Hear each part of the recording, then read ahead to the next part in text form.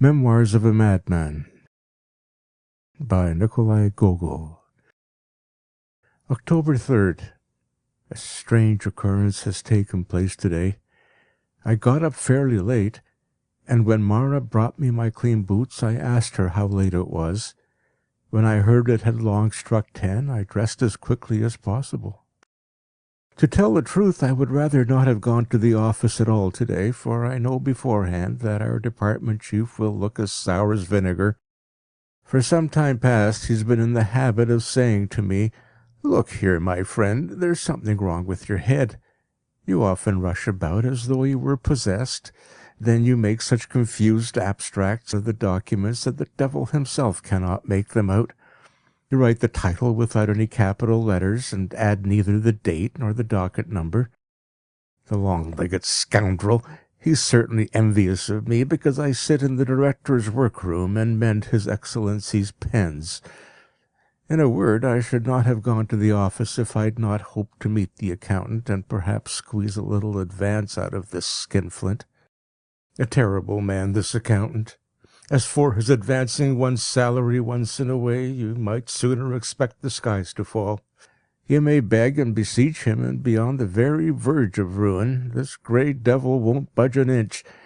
At the same time, his own cook at home, as all the world knows, boxes his ears. I really don't see what good one gets by serving in our department. There are no plums there. In the fiscal and judicial offices it's quite different.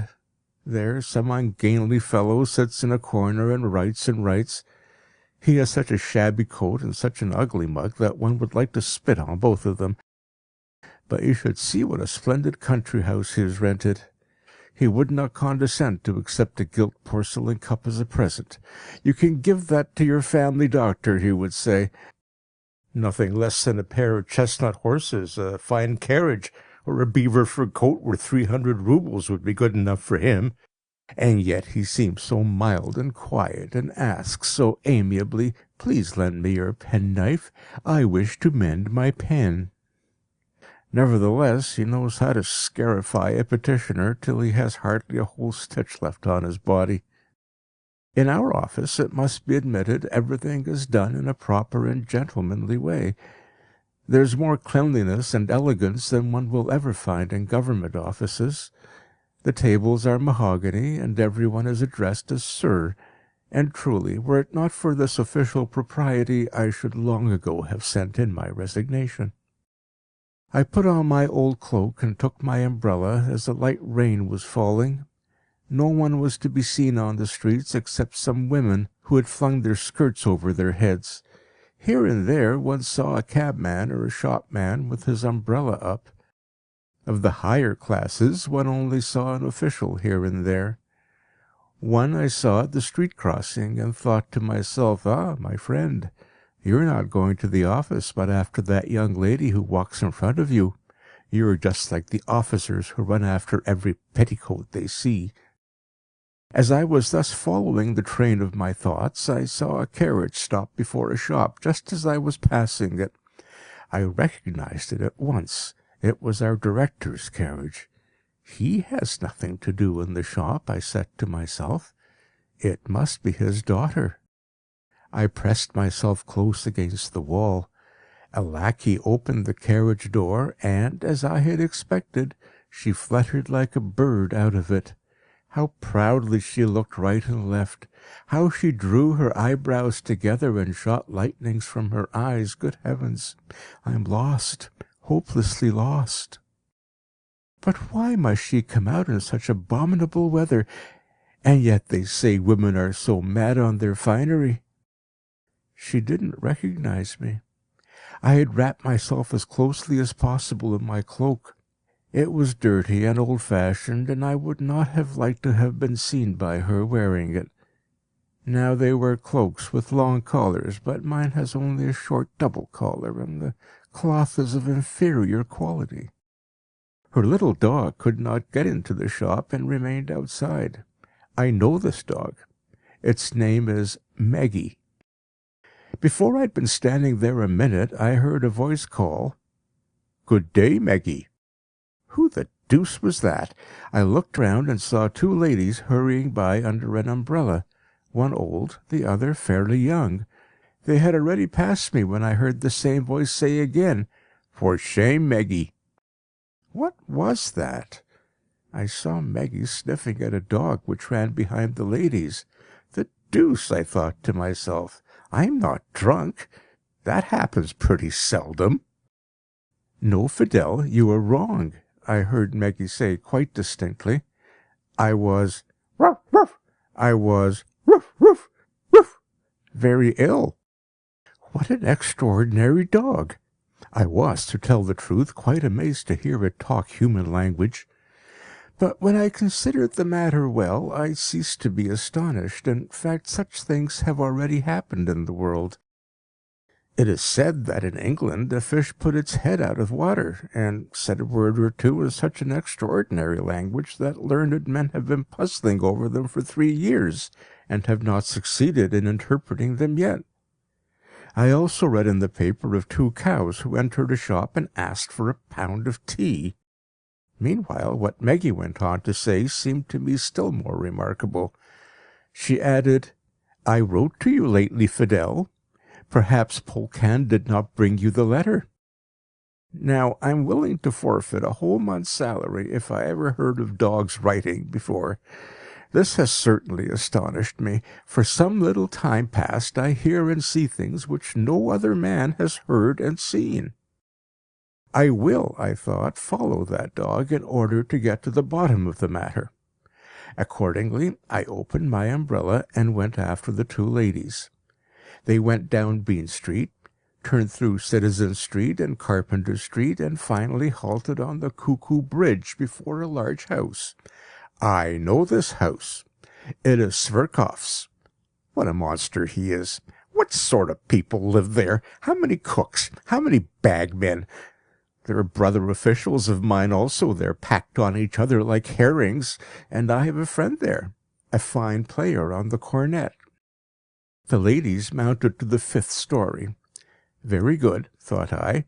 I will make a note of the number in order to follow up the matter at the first opportunity. October 4th.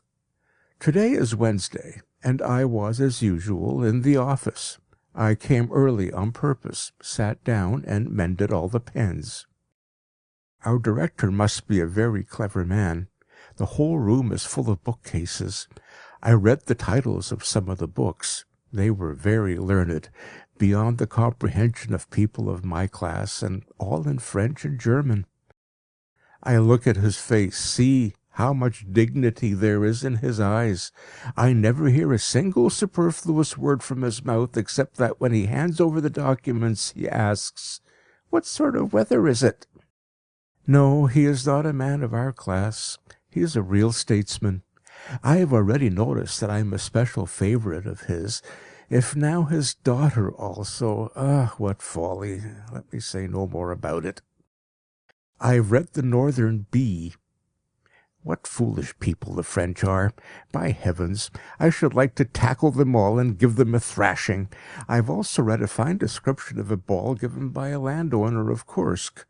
The landowners of Kursk write a fine style. Then I noticed that it was already 12:30, and the director had not yet left his bedroom. But about 1:30 something happened which no pen can describe. The door opened. I thought it was the director. I jumped up with my documents from the seat, and then she herself came into the room. Ye saints, how beautifully she was dressed! Her garments were whiter than a swan's plumage. Oh, how splendid! A sun, indeed, a real sun. She greeted me and asked, "Has not my father come yet?" Oh, what a voice! A canary bird! A real canary bird! "Your Excellency," I wanted to exclaim, "don't have me executed, but if it must be done, then kill me rather with your own angelic hand."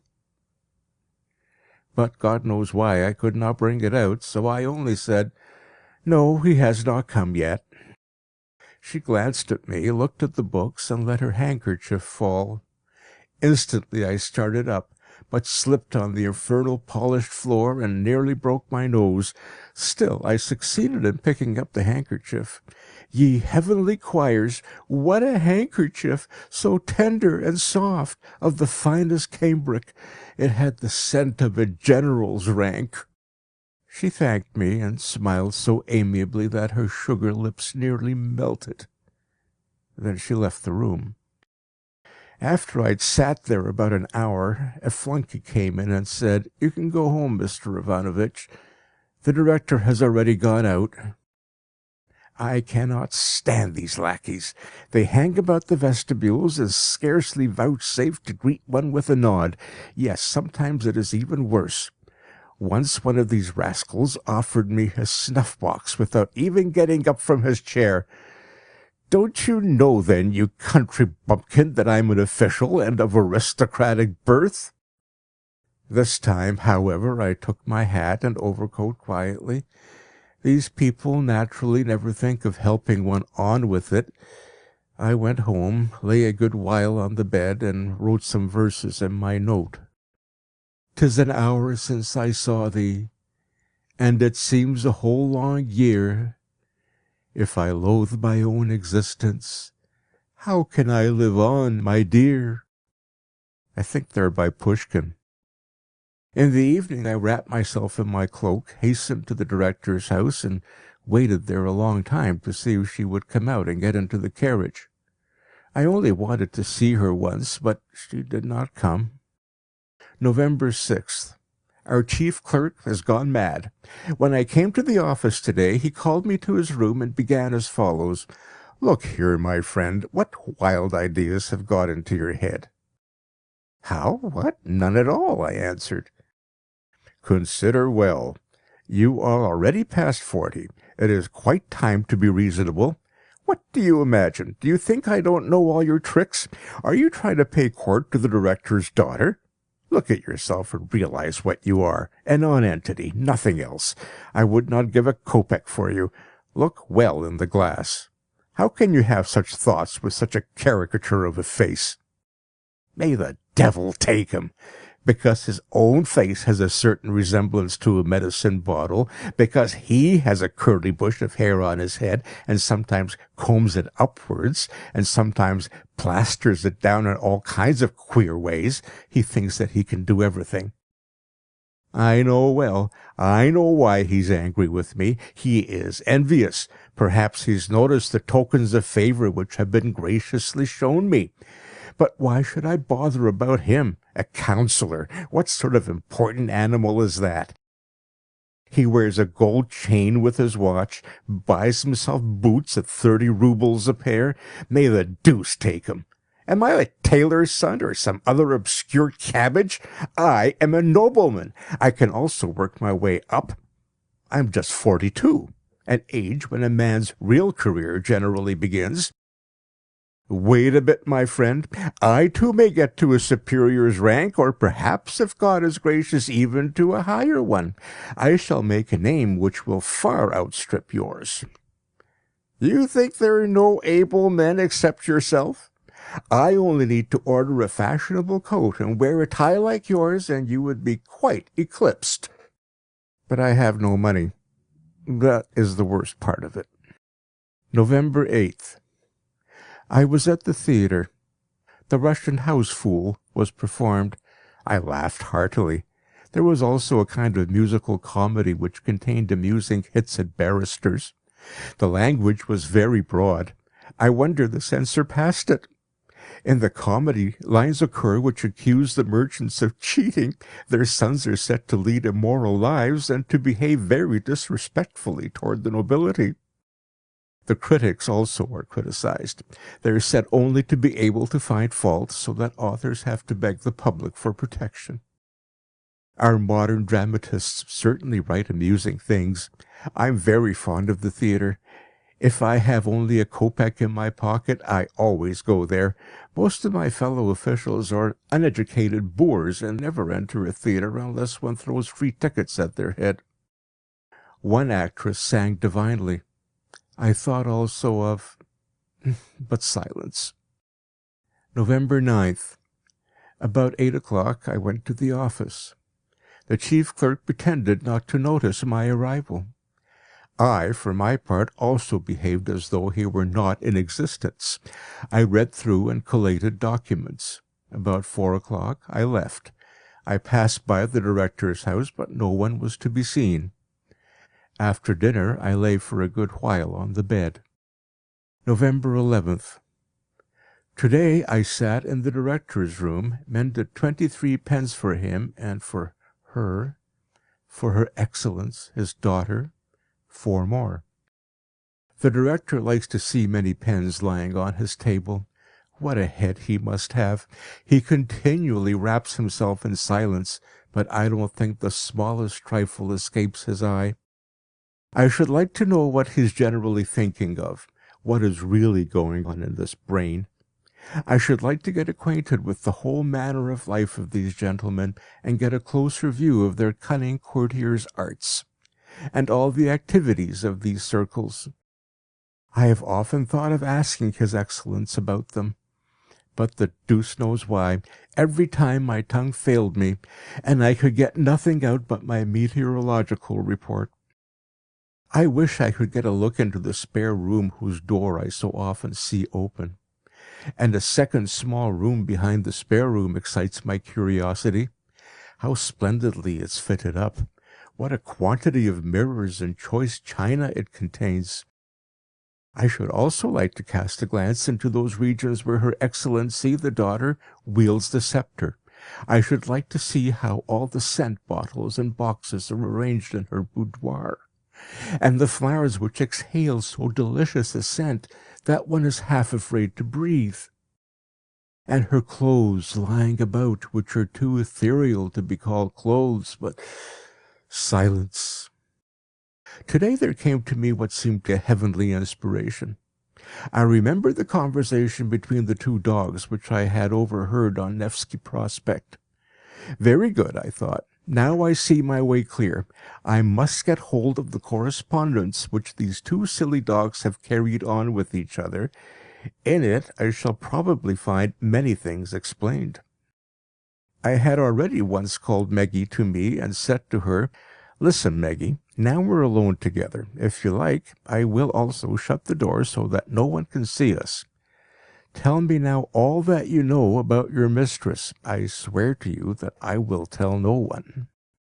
But the cunning dog drew in its tail, ruffled up its hair, and went quite quietly out of the door, as though it had heard nothing. I'd long been of the opinion that dogs are much cleverer than men. I also believed that they could talk, and that only a certain obstinacy kept them from doing so. They are especially watchful animals, and nothing escapes their observation. Now, cost what it may, I will go tomorrow to Sverkov's house in order to ask after Fidel, and if I have luck, to get hold of all the letters which Meggie has written to her. November 12th.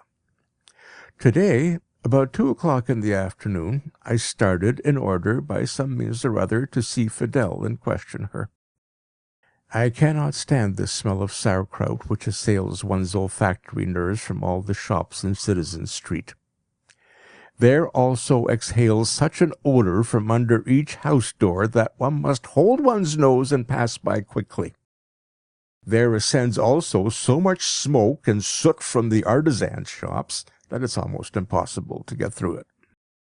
When I'd climbed up to the 6th story and had rung the bell, a rather pretty girl with a freckled face came out. I recognized her as the companion of the old lady. She blushed a little and said, "What do you want?" "I want to have a little conversation with your dog." She was a simple-minded girl, as I saw at once. The dog came running and barking loudly. I wanted to take hold of it, but the abominable beast nearly got hold of my nose with its teeth. But in a corner of the room I saw its sleeping basket. Ah, that was what I wanted. I went to it, rummaged in the straw, and to my great satisfaction drew out a little packet of small pieces of paper. When the hideous little dog saw this, it first bit me in the calf of the leg, and then, as soon as it had become aware of my theft, it began to whimper and to fawn on me. But I said no, you little beast. Goodbye," and hastened away. I believe the girl thought me mad. At any rate, she was thoroughly alarmed. When I reached my room, I wished to get to work at once and read through the letters by daylight, since I do not see well by candlelight. But the wretched Mawra had got the idea of sweeping the floor. These blockheads of Finnish women are always clean where there's no need to be. I then went for a little walk and began to think over what had happened. Now at last I could get to the bottom of all facts, ideas, and motives. These letters would explain everything. Dogs are clever fellows. They know all about politics, and I will certainly find in the letters all I want, especially the character of the director and all his relationships. And through these letters I will get information about her who... But silence. Towards evening I came home and lay for a good while on the bed. November 13th. Now let us see. The letter is fairly legible, but the handwriting is somewhat doggish. Dear Fidel, I cannot get accustomed to your ordinary name, as if they could not have found a better one for you. Fidel, how tasteless, how ordinary. But this is not the time to discuss it. I am very glad that we thought of corresponding with each other. The letter is quite correctly written. The punctuation and spelling are perfectly right. Even our head clerk does not write so simply and clearly, though he declares he's been at the university. Let us go on. I think that it is one of the most refined joys of this world to interchange thoughts, feelings, and impressions. This idea comes from some book which has been translated from German. I can't remember the title. I speak from experience, although I have not gone farther into the world than just before our front door. Does not my life pass happily and comfortably? My mistress, whom her father called Sophie, is quite in love with me. But better be silent. Her father also often strokes me. I drink tea and coffee with cream. Yes, my dear, I must confess to you that I find no satisfaction in those large gnawed-at bones which Polkan devours in the kitchen. Only the bones of wild fowl are good, and that only when the marrow has not been sucked out of them. They taste very nice with a little sauce, but there should be no green stuff in it. But I know nothing worse than the habit of giving dogs balls of bread kneaded up. Someone sits at table, kneads a bread ball with dirty fingers, calls you, and sticks it in your mouth. Good manners forbid your refusing it, so you eat it. With disgust, it is true, but you eat it. The deuce! What is this? What rubbish! As if she could find nothing more suitable to write about. I'll see if there's anything more reasonable on the second page. I am quite willing to inform you of everything that goes on here. I've already mentioned the most important person in the house, whom Sophie calls Papa. He's a very strange man. Ah, here we are at last. Yes, I knew it. They have a politician's penetrating eye for all things. Let us see what she says about Papa. A strange man. Generally he is silent. He only speaks seldom, but about a week ago he kept on repeating to himself, "Shall I get it or not?" In one hand he took a sheet of paper, the other he stretched out as though to receive something, and repeated, "Shall I get it or not?" Once he turned to me with the question, "What do you think, Meggie?" I did not understand in the least what he meant, sniffed at his boots, and went away. A week later he came home with his face beaming. That morning he was visited by several officers in uniform who congratulated him.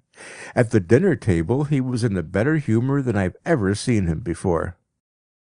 Ah, he's ambitious then. I must make a note of that. Pardon, my dear, I hasten to conclude, etc., etc. Tomorrow I will finish the letter. Now, good morning. Here I am again at your service. Today, my mistress, Sophie... Oh, we'll see what she says about Sophie. Let us go on. was in an unusually excited state. She went to a ball, and I was glad that I could write to you in her absence. She likes going to balls, although she gets dreadfully irritated while dressing. I cannot understand, my dear, what is the pleasure in going to a ball. She comes home from the ball at 6 o'clock in the early morning, and to judge by her pale and emaciated face, she's had nothing to eat. I could, frankly speaking, not endure such an existence. If I could not get partridge with sauce, or the wing of a roast chicken, I don't know what I should do. Porridge with sauce is also tolerable, but I can get up no enthusiasm for carrots, turnips, and artichokes. The style is very unequal. One sees at once that it has not been written by a man. The beginning is quite intelligent, but at the end the canine nature breaks out. I will read another letter. It's rather long, and there's no date. Ah, my dear, how delightful is the arrival of spring! My heart beats as though it expected something. There is a perpetual ringing in my ears, so that I often stand with my foot raised for several minutes at a time, and listen towards the door. In confidence, I'll tell you that I have many admirers. I often sit on the window sill and let them pass in review. Ah, if you knew what miscreations there are among them! One, a clumsy house dog, with stupidity written on his face, walks the street with an important air, and imagines that he is an extremely important person, and that the eyes of all the world are fastened on him. I don't pay him the least attention, and pretend not to see him at all. And what a hideous bulldog has taken up his post opposite my window! If he stood on his hind legs, as the monster probably cannot, he would be taller by a head than my mistress's papa, who himself has a stately figure. This lout seems, moreover, to be very impudent. I growl at him, but he does not seem to mind that at all. If he at least would only wrinkle his forehead! Instead of that, he stretches out his tongue, droops his big ears, and stares in at the window. This rustic boor! But do you think, my dear, that my heart remains proof against all temptations? Alas, no. If you had only seen that gentlemanly dog who crept through the fence of the neighbouring house. Treasure is his name. Oh, my dear, what a delightful snout he has! To the deuce with this stuff! What rubbish it is! How can one blacken paper with such absurdities? Give me a man. I want to see a man. I need some food to nourish and refresh my mind, and get this silliness instead. I will turn the page to see if there's anything better on the other side. Sophie sat at the table and sewed something. I looked out of the window and amused myself by watching the passers-by. Suddenly a flunkey entered and announced a visitor, Mr. Teploff. "Show him in," said Sophie, and began to embrace me. "Ah, Meggie, Meggie, do you know who that is? He's dark, and belongs to the royal household. And what eyes he has! Dark and brilliant as fire."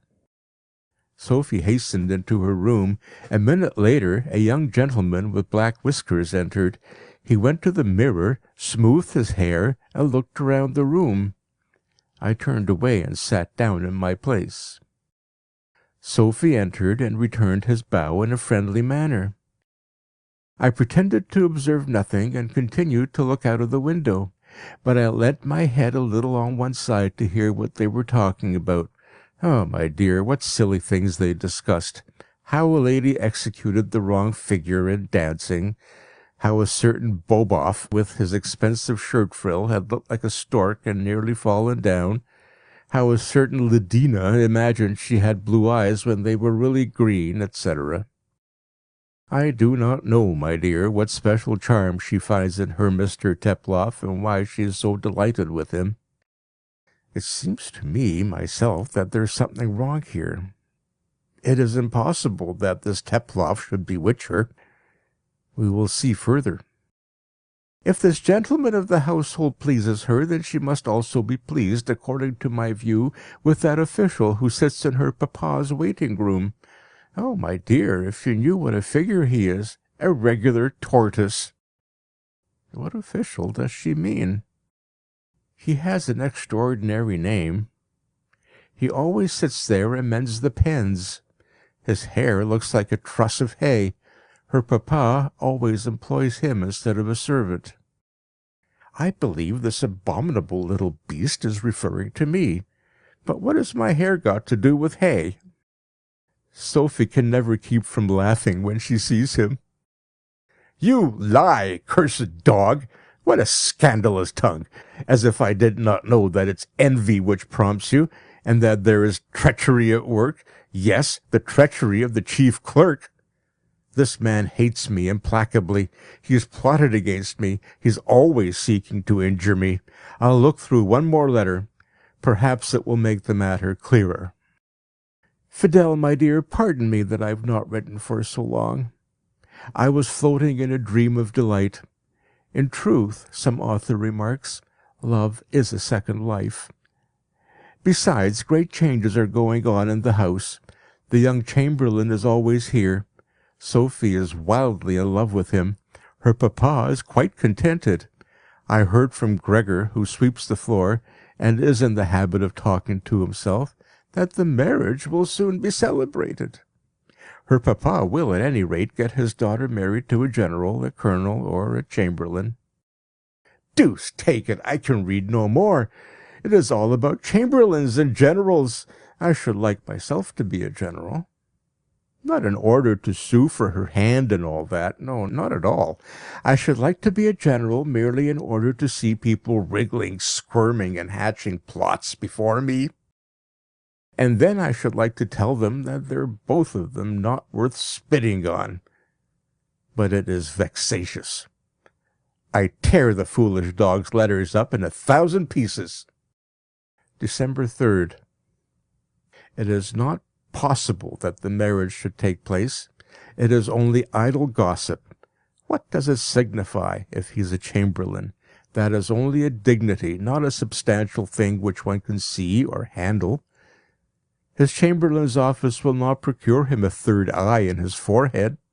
Neither is his nose made of gold. It's just like mine or anyone else's nose. He does not eat and cough, but smells and sneezes with it. I should like to get to the bottom of the mystery. Whence do all these distinctions come? Why am I only a titular councillor? Perhaps I'm really a count or a general, and only appear to be a titular councillor. Perhaps I don't even know who and what I am. How many cases there are in history of a simple gentleman, or even a burgher or peasant, suddenly turning out to be a great lord or baron. Well, suppose that I appear suddenly in a general's uniform, on the right shoulder an epaulette, on the left an epaulette, and a blue sash across my breast. What sort of a tune would my beloved sing then? What would her papa, our director, say? Oh, he is ambitious. He is a Freemason, certainly a Freemason, however much he may conceal it. I have found it out. When he gives anyone his hand, he only reaches out 2 fingers. Well, could I not this minute be nominated a general or superintendent? I should like to know why I am a titular councillor. Why just that and nothing more?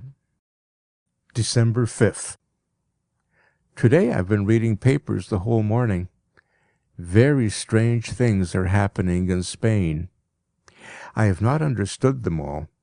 It is said that the throne is vacant. The representatives of the people are in difficulties about finding an occupant, and riots are taking place. All this appears to me very strange. How can the throne be vacant? It is said that it will be occupied by a woman. A woman cannot sit on a throne. That is impossible. Only a king can sit on a throne. They say that there is no king there, but that is not possible. There cannot be a kingdom without a king. There must be a king, but he's hidden away somewhere. Perhaps he's actually on the spot, and only some domestic complications or fears of the neighboring powers, France and other countries, compel him to remain in concealment. There might also be other reasons. December 8th. I was nearly going to the office, but various considerations kept me from doing so. I keep on thinking about these Spanish affairs. How is it possible that a woman should reign? It would not be allowed, especially by England. In the rest of Europe, the political situation is also critical. The Emperor of Austria. These events, to tell the truth, have so shaken and shattered me that I could really do nothing all day. Mawra told me that I was very absent-minded at table. In fact, in my absent-mindedness, I threw 2 plates on the ground so that they broke in pieces. After dinner, I felt weak and did not feel up to making abstracts of reports. I lay most of the time on my bed and thought of the Spanish affairs. The year 2000, April 43rd. Today is a day of splendid triumph. Spain has a king. He's been found. And I am he. I discovered it today. All of a sudden it came upon me like a flash of lightning. I don't understand how I could imagine that I'm a titular councillor. How could such a foolish idea enter my head? It was fortunate that it occurred to no one to shut me up in an asylum. Now it is all clear, and as plain as a pikestaff. Formerly, I don't know why, everything seemed veil and a kind of mist. That is, I believe, because people think that the human brain is in the head. Nothing of the sort. It is carried by the wind from the Caspian Sea. For the first time I told Mawra who I am. When she learned that the King of Spain stood before her, she struck her hands together over her head and nearly died of alarm. The stupid thing had never seen the King of Spain before. I comforted her, however, at once by assuring her that I was not angry with her for having hitherto cleaned my boots badly. Women are stupid things. One cannot interest them in lofty subjects. She was frightened because she thought all kings of Spain were like Philip II. But I explained to her that there was a great difference between me and him. I did not go to the office. Why the deuce should I? No, my dear friends, you won't get me there again. I'm not going to worry myself with your infernal documents any more. Marchember 86. Between day and night. Today the office messenger came and summoned me, as I had not been there for 3 weeks. I went just for the fun of the thing. The chief clerk thought I would bow humbly before him and make excuses. But I looked at him quite indifferently, neither angrily nor mildly, and sat down quietly at my place as though I noticed no one. I looked at all this rabble of scribblers and thought, if you only knew who is sitting among you. Good heavens, what a to-do you would make. Even the chief clerk would bow himself to the earth before me, as he does now before the director. A pile of reports was laid before me, of which to make abstracts, but I didn't touch them with one finger. After a little time there was a commotion in the office, and there a report went round that the director was coming. Many of the clerks vied with each other to attract his notice, but I did not stir. As he came through our room, each one hastily buttoned up his coat, but I had no idea of doing anything of the sort. What is the director to me? Should I stand up before him? Never. What sort of a director is he? He's a bottle stopper and no director, a quite ordinary simple bottle stopper, nothing more. I felt quite amused as they gave me a document to sign. They thought I would simply put down my name, so-and-so clerk. Why not? But at the top of the sheet, where the director generally writes his name, I inscribed Ferdinand the Eighth in bold characters. You should have seen what a reverential silence ensued. But I made a gesture with my hand and said, "Gentlemen, no ceremony, please." Then I went out and took my way straight to the director's house. He was not at home. The flunkey wanted not to let me in, but I talked to him in such a way that he soon dropped his arms. I went straight to Sophie's dressing room. She sat before the mirror. When she saw me, she sprang up and took a step backwards, but I did not tell her that I was the King of Spain. But I did tell her that a happiness awaited her, beyond her power to imagine, and that in spite of all our enemies' devices we should be united. That was all which I wished to say to her, and I went out. Oh, what cunning creatures these women are! Now I've found out what woman really is. Hitherto no one knew whom a woman really loves. I am the first to discover it. She loves the devil. Yes, joking apart, learned men write nonsense when they pronounce that she is this and that. She loves the devil, that is all. You see a woman looking through her lorgnette from a box in the front row. One thinks she is watching that stout gentleman who wears an order. Not a bit of it. She's watching the devil who stands behind his back. He's hidden himself there and beckons to her with his finger, and she marries him. Actually, she marries him. That is all ambition. And the reason is that there is under the tongue a little blister in which there is a little worm the size of a pin's head. And this is constructed by a barber in Bean Street. I don't remember his name at the moment, but so much is certain that, in conjunction with a midwife, he wants to spread Mohammedanism all over the world, and that in consequence of this a large number of people in France have already adopted the faith of Islam. No date. The day had no date. I went for a walk incognito on the Nevsky Prospect. I avoided every appearance of being the King of Spain. I felt it below my dignity to let myself be recognized by the whole world, since I must first present myself at court. And I was also restrained by the fact that I have at present no Spanish national costume. If I could only get a cloak.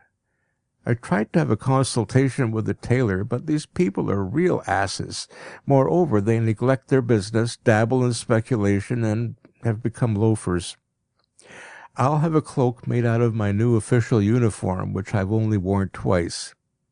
But to prevent this botcher of a tailor spoiling it, I will make it myself with closed doors, so that no one sees me. Since the cut must be altogether altered, I have used the scissors myself. I don't remember the date. The devil knows what month it was. The cloak is quite ready. Mawra exclaimed aloud when I put it on. I will, however, not present myself at court yet. The Spanish deputation has not yet arrived. It would not be befitting if I appeared without them. My appearance would be less imposing. From hour to hour I expect them. The first. The extraordinary long delay of the deputies in coming astonishes me. What can possibly keep them? Perhaps France has a hand in the matter. It is certainly hostilely inclined. I went to the post office to inquire whether the Spanish deputation had come. The postmaster is an extraordinary blockhead who knows nothing. "No," he said to me, "there's no Spanish deputation here, but if you want to send them a letter, we will forward it at the fixed rate." The deuce! What do I want with a letter? Letters are nonsense. Letters are written by apothecaries. Madrid, February 30th. So I am in Spain after all. It has happened so quickly that I could hardly take it in. The Spanish deputies came early this morning, and I got with them into the carriage. This unexpected promptness seemed to me strange. We drove so quickly that in half an hour we were at the Spanish frontier. Over all Europe now there are cast-iron roads, and the steamers go very fast. A wonderful country, this Spain. As we entered the first room, I saw numerous persons with shorn heads. I guessed at once that they must be either grandees or soldiers, at least to judge by their shorn heads. The Chancellor of the State, who led me by the hand, seemed to me to behave in a very strange way. He pushed me into a little room and said, "Stay here, and if you call yourself King Ferdinand again, I will drive the wish to do so out of you." I knew, however, that that was only a test, and I reasserted my conviction. On which the Chancellor gave me two such severe blows with a stick on the back that I could have cried out with the pain. But I restrained myself, remembering that this was a usual ceremony of old-time chivalry, when one was inducted into a high position, and in Spain the laws of chivalry prevail up to the present day. When I was alone, I determined to study state affairs. I discovered that Spain and China are one and the same country, and it is only through ignorance that people regard them as separate kingdoms. I advise everyone urgently to write down the word Spain on a sheet of paper. He will see that it is quite the same as China. But I feel much annoyed by an event which is about to take place tomorrow. For at 7 o'clock the earth is going to sit on the moon. This is foretold by the famous English chemist Wellington. To tell the truth, I often felt uneasy when I thought of the excessive brittleness and fragility of the moon. The moon is generally repaired in Hamburg, and very imperfectly. It's done by a lame cooper, an obvious blockhead who has no idea how to do it. He took wax thread and olive oil. Hence that pungent smell over all the earth which compels people to hold their noses. And this makes the moon so fragile that no men can live on it, but only noses. Therefore we cannot see our noses, because they're on the moon. When I now pictured to myself how the earth, that massive body, would crush our noses to dust if it sat on the moon, I became so uneasy that I immediately put on my shoes and stockings and hastened into the council hall to give the police orders to prevent the earth sitting on the moon. The grandees with the shorn heads, whom I met in great numbers in the hall, were very intelligent people, and when I exclaimed, "Gentlemen, let us save the moon, for the earth is going to sit on it," they all set to work to fulfill my imperial wish, and many of them clambered up the wall in order to take the moon down. At that moment the imperial chancellor came in. As soon as he appeared they all scattered, but I alone, as king, remained. To my astonishment, however, the chancellor beat me with a stick and drove me to my room.